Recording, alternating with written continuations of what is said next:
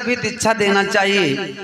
चेला को चाहिए कि दीक्षा लेने से पहले गुरु जी को खूब पहचान ले और गुरु को चाहिए कि चेले के विषय में खूब जान ले, तब दीक्षा दे।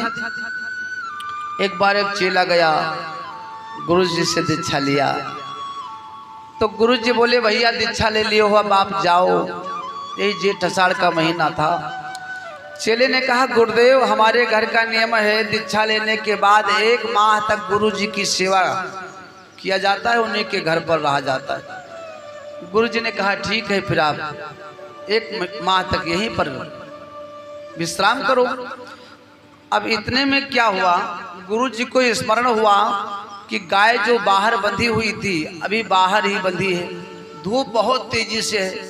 तो गुरुदेव ने कहा चेले से बेटा गाय बाहर बंधी है, धूप लग रही है, बेचारी चिल्ला रही होगी, चीख रही होगी, तो उसको खोल कर लेकर आओ और छाया में कर दो, छाया में बांध दो। अब चेले ने हाथ जोड़ा, गुरुदेव अरे बंधन से मुक्त करना ये तो गुरु का काम होता है, चेले का नहीं होता है।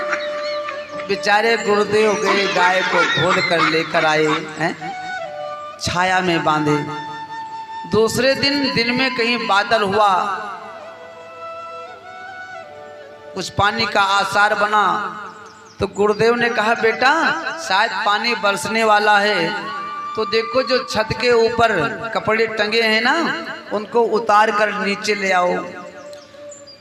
तो चेले ने कहा गुरुदेव ये बिल्ली बाहर से आई है, इसके ऊपर जरा हाथ मारो। तो गुरुदेव ने कहा इसका क्या मतलब है। चेले ने कहा गुरुजी ये पानी बरस रहा होगा तो बिल्ली का रोया गीला होगा, पता चल जाएगा, फिर मैं जाऊं नाहक में क्यों जीना चढ़ूं। अब गुरुदेव बेचारे स्वयं जा कर के कपड़ों को उतार कर लेकर आए।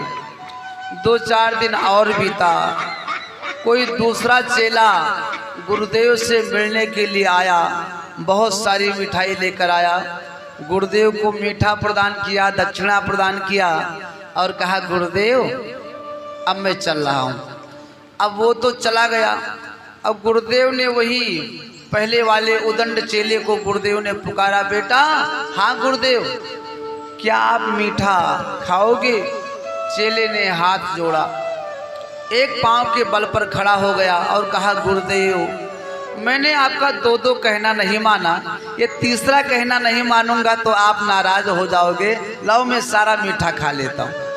तो कुछ चेले ऐसे भी होते हैं, तो नारद जी कहते हैं बेटा मैं इसीलिए परीक्षा ले रहा था, आप मेरी परीक्षा में पास हो गए हैं, लेकिन बेटा ये बता